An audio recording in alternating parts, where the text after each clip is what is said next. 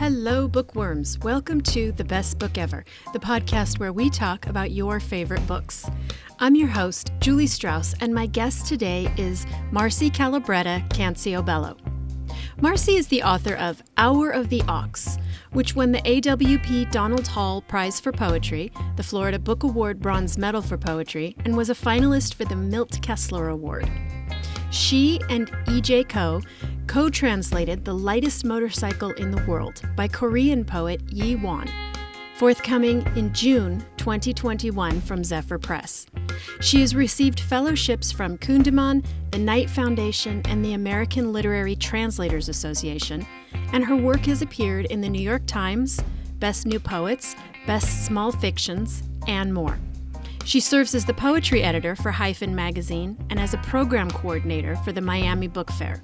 Needless to say, Marci is incredibly smart and insightful about books and the book life, and it was wonderful to spend time with her talking about why the thoughtful memoir, The Magical Language of Others by E.J. Ko is the best book ever.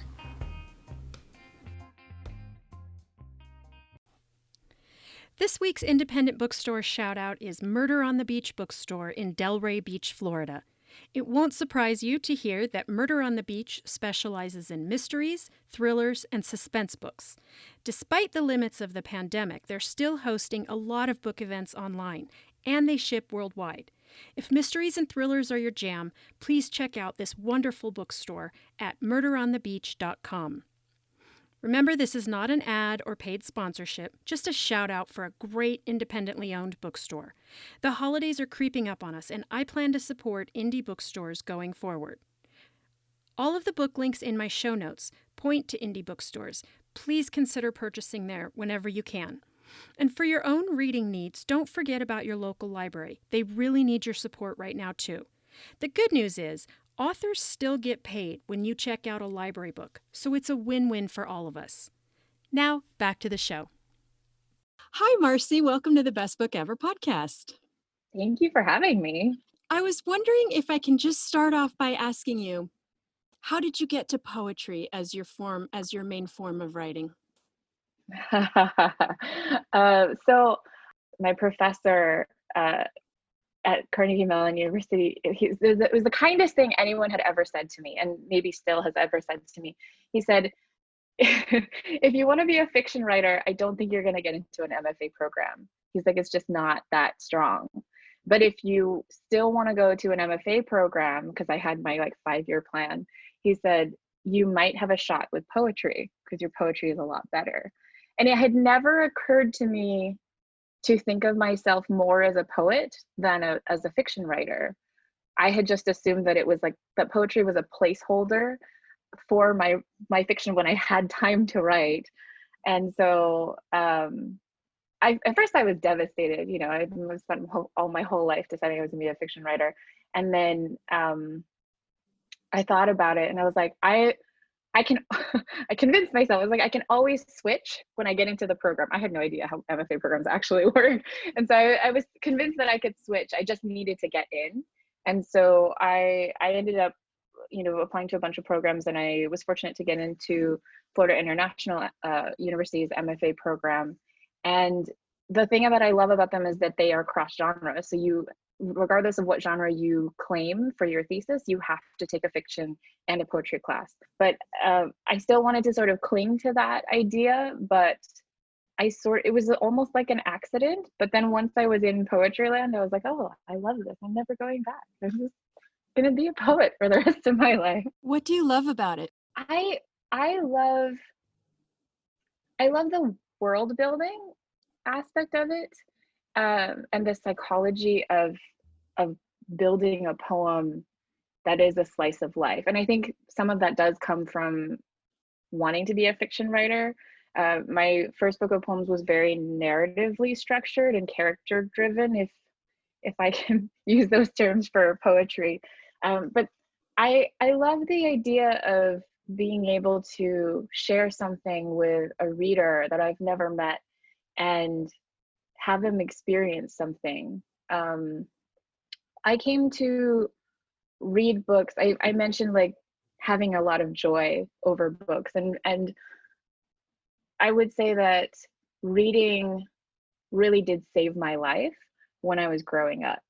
And so I think a lot about the power of something that a writer just sort of leaves for someone else to find, and whoever will come to it when they need to.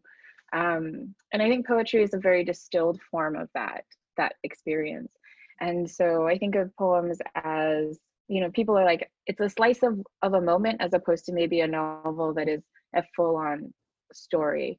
But in a poem, you are removing everything extraneous, and every syllable counts, every period and comma and dash counts, even the white space counts. Everything matters. And if you think of a poem as a world, you're literally dropping the reader in the middle of it for a full 360 experience. It's sort of like those cameras that are the 360 thing. You could just sort of tilt and just keep moving around, and it's one fixed point, but you can see so much. And you can see so much of the writer's intention, and so much of the way that they come to word choice and languages and different things like that.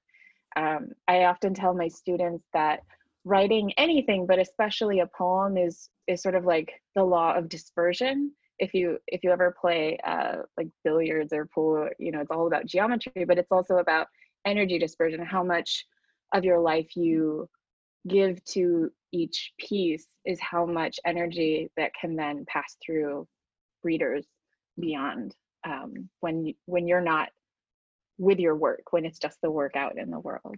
And that's something that I think is most clearly seen in the poetic genre compared to even prose books, or even art books and things like that. Your description is so fascinating to me, because one of the questions I have for you is, I can always tell a book.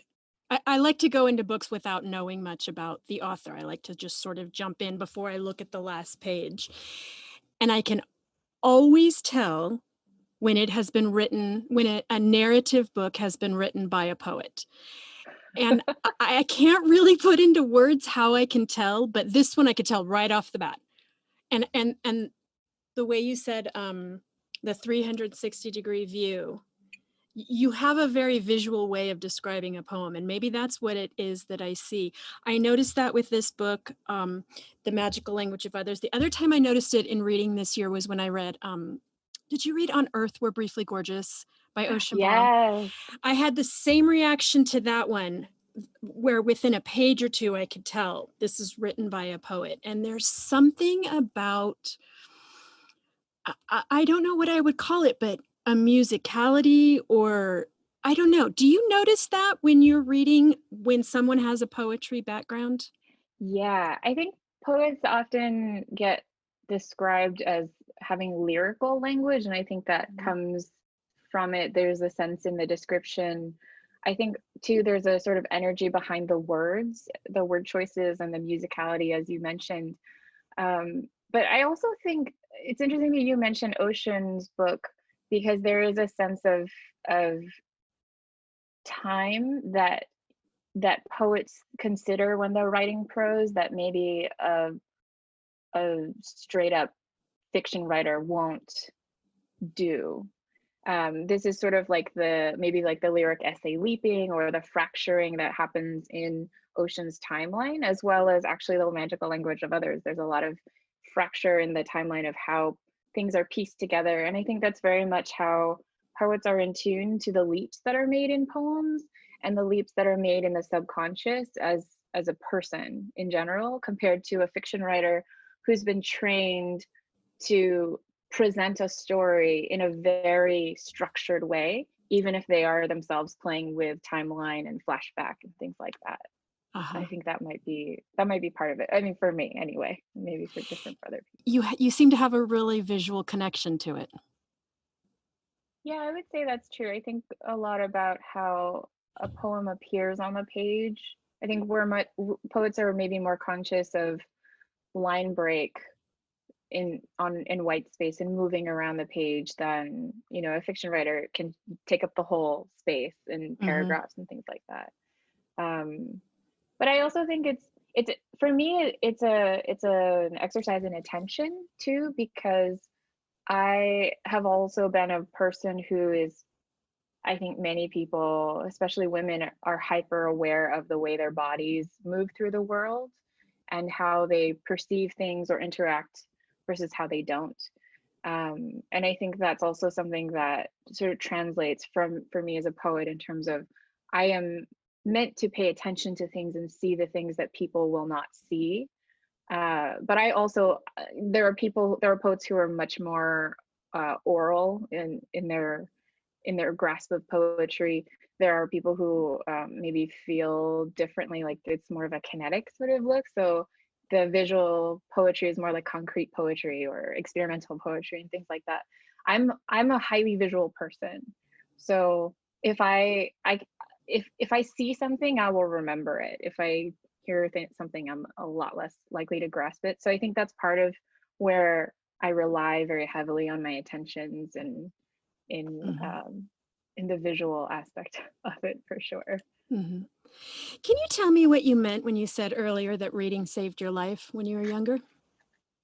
Yeah, it's something that I've been thinking about maybe only in recent years, not so much when I was in school or when I was just starting to write, but I think like, having a little bit of distance from my childhood.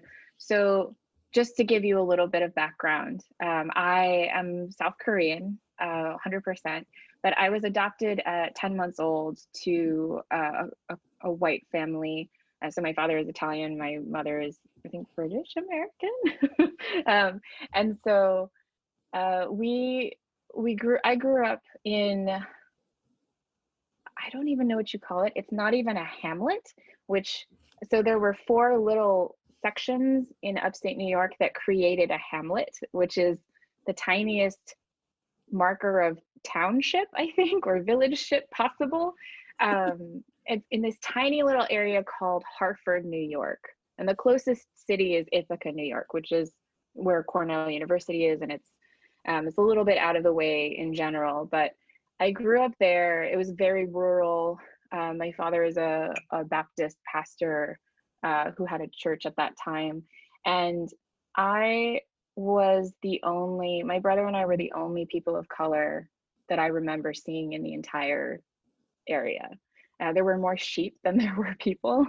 And we were also a pretty closed family. And so I remember not being able to go beyond the limits of my sidewalk from like one corner of the house to the garage, which was actually just a barn. And so it was a very small world that I had. I was also homeschooled all 12 grades. And so very much like a homebody. I'm definitely an introvert, I think, because of this. So the only real exposure I had to a lot of experiences outside of myself were through books. So there was a very tiny local library that was maybe 20 minutes away, close to the grocery store that my mom would go to every week. And she would take me on errands. And then when I got old enough, like she would take me every week and I would get like a huge stack of books and for the next week, you know. But when I got older, she would leave me at the library and do her errands, and I would just sort of wander through. You know, it's a small town, so all the librarians knew who I was. They were always kind of watching out for me. They let me help them shelve books and things like that. And I read the entire children's section and then gradually migrated to the adult section. But it was, in looking back, I think those stories were the reason I could dream, because I didn't have that experience at home. I wasn't encouraged to imagine what I could be beyond my parents' very narrow expectations of what I should be. They were like, you don't need to go to college. You could go to a Christian college. Why do you need to go to grad school? You could just go to Christian college and be a church pianist and a Sunday school teacher.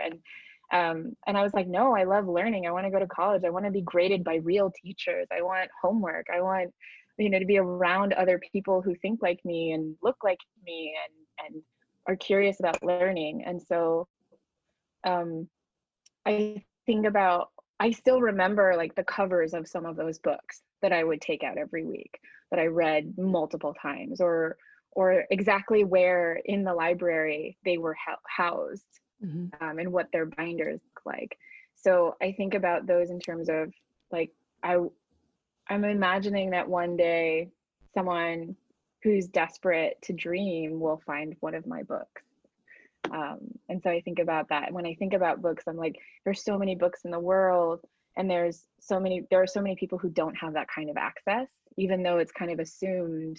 Because I think when people think of like book deserts or poverty, they're thinking of inner city sort of like city environments, thinking of rural poverty or rural environments. And I think there's a book, I don't know if you've read it, Tara Westover's Educated. It's a memoir.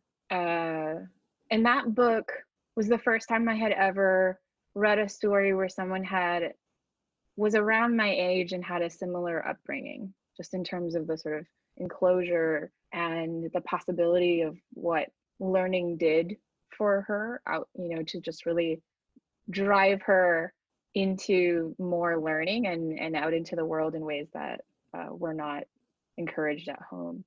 And so I think about representation in that sort of way, and how I still am unlearning a lot of that upbringing and a lot of the expectations of that upbringing.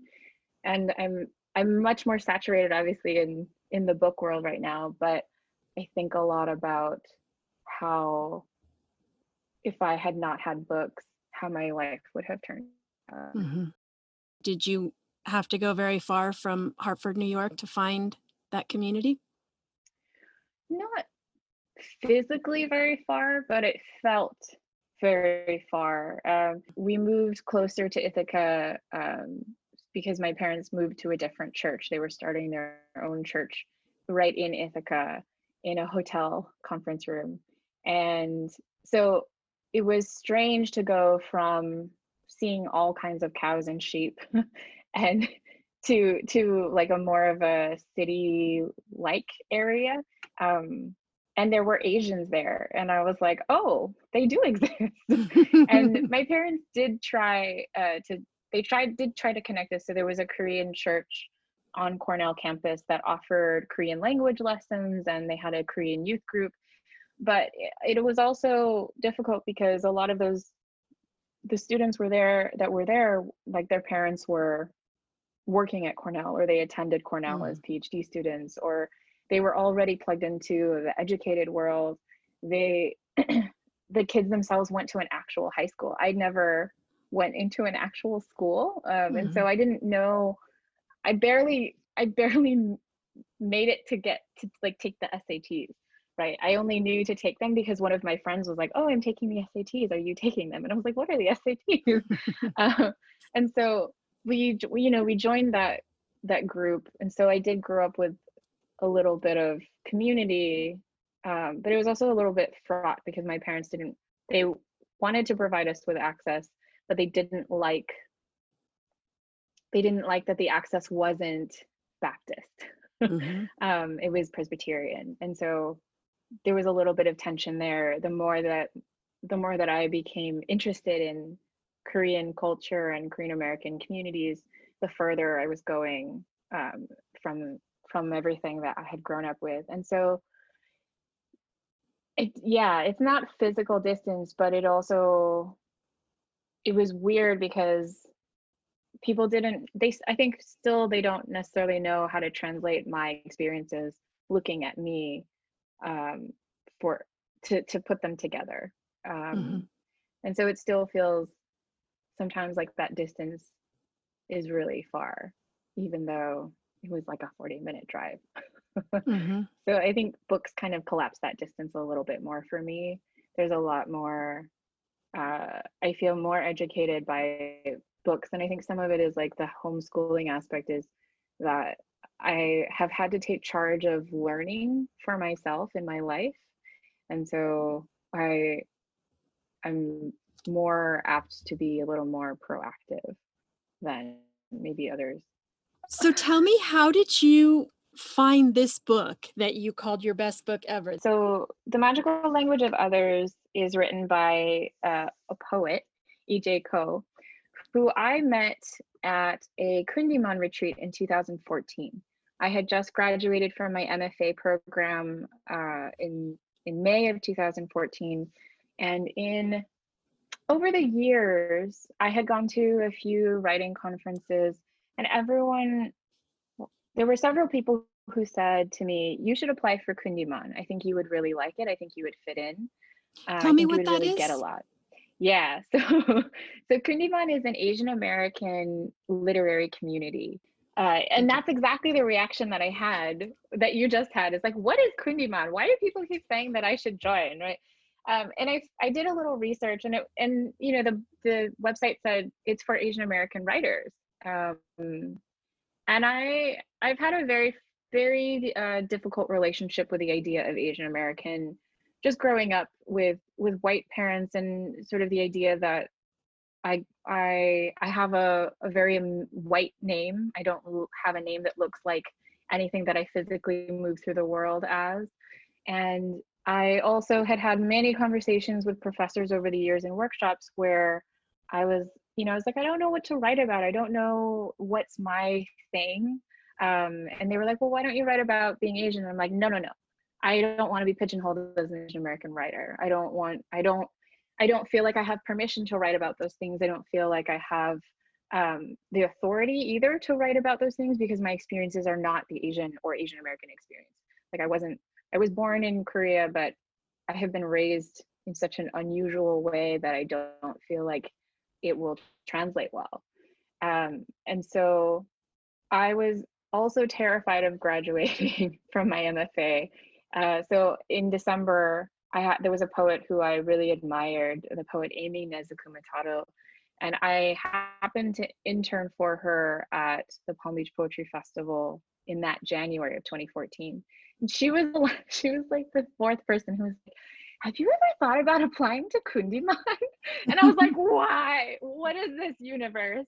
And and so, but I admired her so much. She was friends with my undergrad professor, and I was like, I will trust anything she says. So I was like, maybe I really should. So I ended up applying, and I was fortunate to be accepted. They're super competitive. And uh, I graduated in May, and then in June I went to this this retreat. It's a 4-day retreat at Fordham University, and I mean, I'd been around Asian communities in college, and not so much grad school. There's no Asians in grad school, but I had been around Asian communities, but I had always felt a little bit like the outsider, as the adoptee, as the white name person, right? As someone who had none of the same references of culture that my communities had. But being there, I was like, wow, it was like it was a whole new understanding of what the term Asian American meant. It wasn't anything that I had thought it was. I was really stereotyping my own category, so to speak. But the poet EJ was there also. It was her first year there too.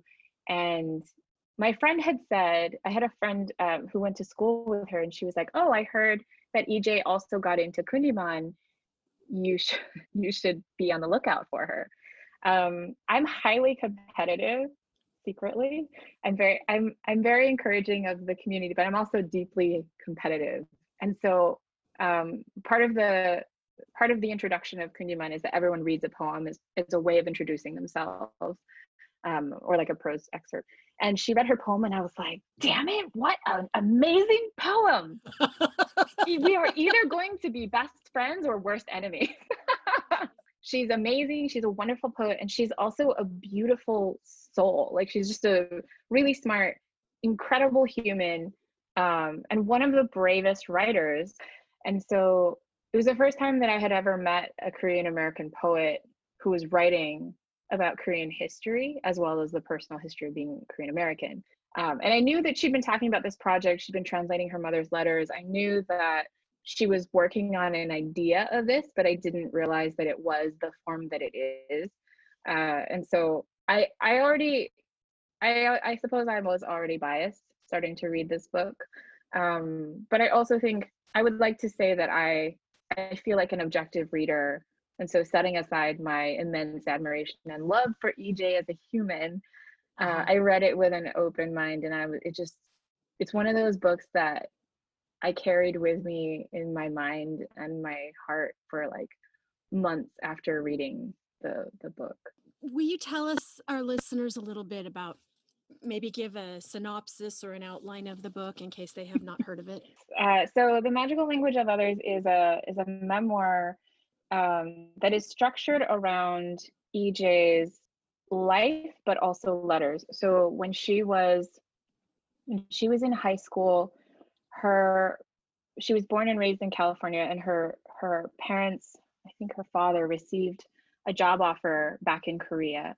And so they made the difficult decision to leave her and her older brother, who was in college at the time, in America, and to go back to Korea. And her mother wrote her a letter every week in Korean, but she didn't have the language grasp to be able to read them well and understand what her mother was saying. And I'm sure there was a lot of, she talks a little bit about this in the book, but there was a lot of emotionality around receiving those letters. And so it took her many years before she could actually go back to them. And she actually found them. She didn't realize she had kept so many of them. And her first project was to translate her mother's letters from Korean into English. What I loved about this book is that she includes the original letter, like a facsimile of the letter with her mother's Korean handwriting, and then the direct translation, and then these little memoir passages. So going back to that idea of fractured timeline, it's very much fractured. It covers not only her life, but also goes back in time to the lives of her two grandmothers on both sides of her family, and then up to the present. So it covers quite a bit of time from her personal perspective. The inclusion of the letters, they gave the book a really tactile feeling for me. And I'm not actually reading the letters, but when I came to the first one, I actually closed the book because it felt like, oh, I shouldn't be reading this. It felt very, I almost felt like I was intruding, like she's going to catch me reading this. Do you know what I mean? That sense of when you're like when you go to someone's house and you peek in the medicine cabinet. Yeah, I agree with that. There's definitely that sort of eavesdropping quality.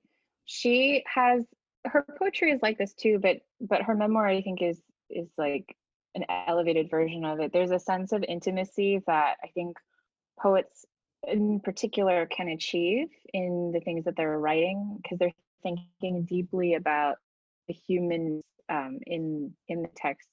And I also think that she took great care with the people in her memoir, the many family members, and even herself. There was a sense of care and respect that you don't often see in a story that has so much difficulty and heartbreak and trauma.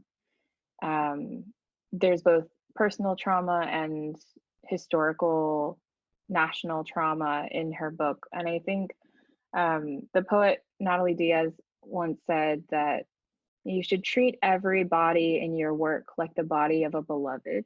And I think she does this very well throughout the book. And I think that's one of the things that I always look for in a memoir, especially because there's just so much history and complication in relationships, that she has to have that sort of tenderness in order to write this book. And that's one of the things too that has drawn me to her work historically. I'm obsessed with the idea of forgiveness. What does that mean for personal or historical context? I think especially in these recent years. And this book in particular, I think, is one of the reasons why it's stuck with me, is that she has the extraordinary capability of loving everyone in her book, no matter what they've done or not done in her life. And there's a level of respect there, even if it's a difficult conversation or a difficult relationship. There's a level of respect that she already is bringing to that person and that page that I think many writers are not able to do until many years of writing. It's a it's like a, I don't know, it's like a sage like wisdom with caring for her subjects. And there is always a time for every emotion, for anger as well as revenge even in but I also think that the way that she tackles these topics is like nothing I'd ever seen before, and in a way that felt right to me. Like the her moral framework felt right. The things that she valued in this text were things that I was looking for in the world and not finding, I think, if that makes any sense.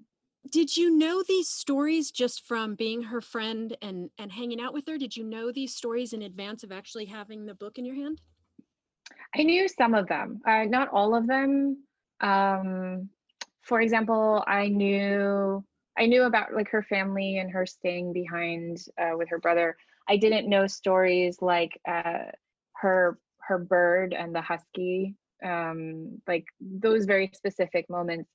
I knew that she had gone to Korea to she wanted to train to be a K-pop star at one point. Like I knew a lot of these stories just over time, but there are also, I think she goes in depth in certain ways as well, that even if I knew the story, I didn't know exactly what she thought about it in looking back. Like I had heard her say a few times at the beginning of the book, there is a Korean belief that you are born the parent of the one you hurt most. I had heard her say that in it, like on a few different panels or in readings. But looking at the way she wrote it in the context of her own birth was really, really fascinating to me, because I'm also thinking of her poetry book. There are a few poems in there that I felt like were the warm up for some of the sections in this book, in the way that you can sort of see someone's career. Like if you look at like a poet who's like, if you look at Tracy K. Smith, the poet who wrote Life on Mars, which won the Pulitzer, it's a stunning book, but people forget that her first book, The Body's Question, was also stunning. And if you read The Body's Question after having seen her career and read Life on Mars, you can see the beginnings of her craft that just get amplified. And I think about EJ in the same way, where sometimes reading her poems feel like she was learning how to do so well what she does in the memoir. Sort of pair it that way sometimes. So there's a little bit of overlap in information, but very, very little. But it's also like you think you know someone, and then something happens and you see what they're really like. That's part of how I felt about the memoir, in that I also felt like I was eavesdropping. I'm so glad you touched on that, giving birth to the one that you hurt the most, because that was one of the things I wanted to ask you about. It's a concept I don't know about. Something about, if we get it wrong, I won't return as your daughter. And there was a real circularity to mothers and daughters birthing and rebirthing each other, which I thought was a fascinating theme that said so much about the relationship between mothers and daughters, and the sometimes anger and worry and fierce love between them that just kind of keeps circling back. Yeah. And the fact that she covers so many generations of mother-daughter relationships in this book, I think helps to reinforce that. She has a rare perspective of being able to see both sides. I think often in a book you get to see some of the complication of mother-daughter relationships, but an author sort of lands on one side or the other. Like it's very complicated and difficult, or it's really wonderful and amazing despite the other side. And she, I think, as a memoirist is looking more objectively at it and saying, you know, you as a reader don't have the right to judge any of these mothers or daughters because of how I'm writing this, but I am giving you the information. And I also think that this is a very spiritual book in those terms too. There's a sort of mythical quality almost to it. And I think that's also something that it's hard for me to explain. And I don't even know if maybe I'm right because of how I always feel like an imposter in Korean spaces, but the idea of that Korean belief and the idea of family relationships and circling feels very Korean to me. If you look at Korean history, there's an unusual understanding of the power of the female role that doesn't translate to mother-daughter relationships in Western culture or Western literature. I think that maybe what poets are able to do is that they can speak the unspeakable and make you feel it without giving you exact language for it even. As someone who, and I mean, I think too that part of the reason I love this book is that I'm always thinking about who's missing the family narrative, or how does parent-child interaction work for another person, because of the ways that my history is very complicated with that concept.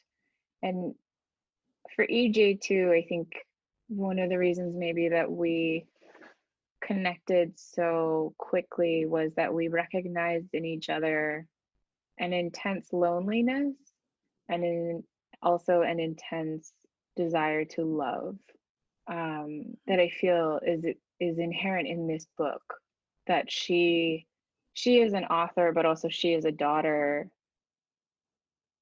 wants to love so deeply. There are so many layers, I think, to why you personally might be protective of this book, but the way you talk about her and your love for her is so wonderful. And do you feel, especially, I have not read any critical reviews of this as I went researching this book, but I would imagine that your gut reaction is that you will rip the head off anyone who says anything bad about this book, which is a feeling I understand because my best friend wrote a memoir.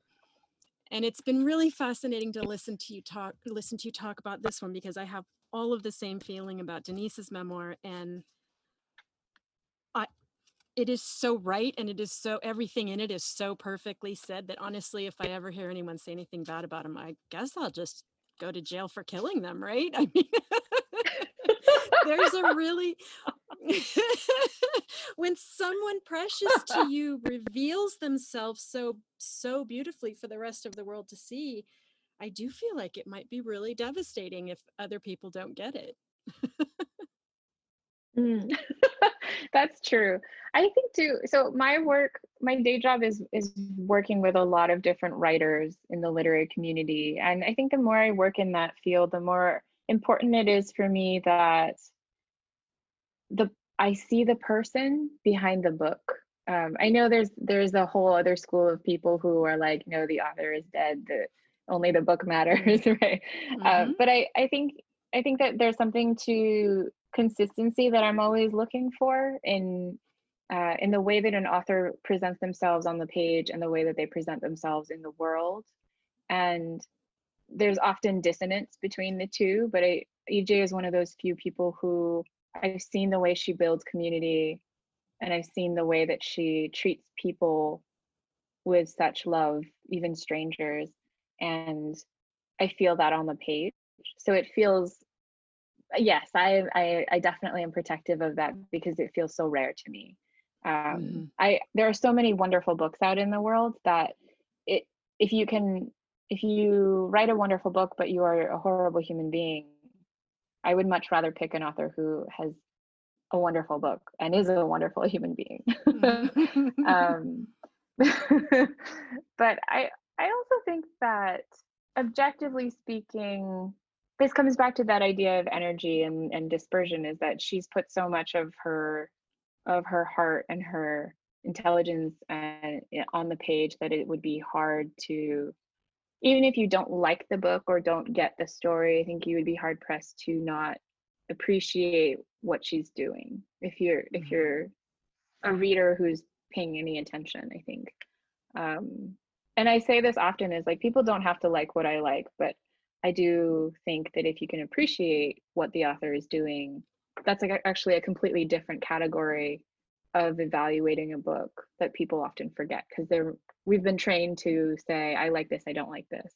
And so that's my defense of everyone should love this book. I will stand by your defense. I agree with you completely. Marci, this has been so wonderful talking to you. I knew it was going to be great just by the book you chose. I could tell right away I was going to like you. And I want to thank you for giving me so much of your time and talking to me about all of this. It's just really been a delight to talk to you. Oh yeah, no, I cleared my evening. I was like, what a great conversation. It's been an absolute pleasure. I wish this was in person, but thank you so much. Someday. Thanks for listening, bookworms. For more information on this episode and links to everything we discussed, please go to our website, bestbookeverpodcast.com, or follow us on Instagram at bestbookeverpodcast. I'm your host, Julie Strauss, and you can find me everywhere as Julie Wrote a Book. If you enjoyed this podcast, please leave us a review on whatever podcatcher you use. Reviews really help our visibility to new listeners, and we are so grateful for everyone. If you want access to exclusive content, including extra interview time with our guests, advance notice of the books we're going to discuss, monthly curated book selections, and more, go to patreon.com/bestbookever. That's patreon.com/bestbookever to support us. Your financial support really helps with the expenses of running this podcast. Thanks for joining me today, and I will see you at the library.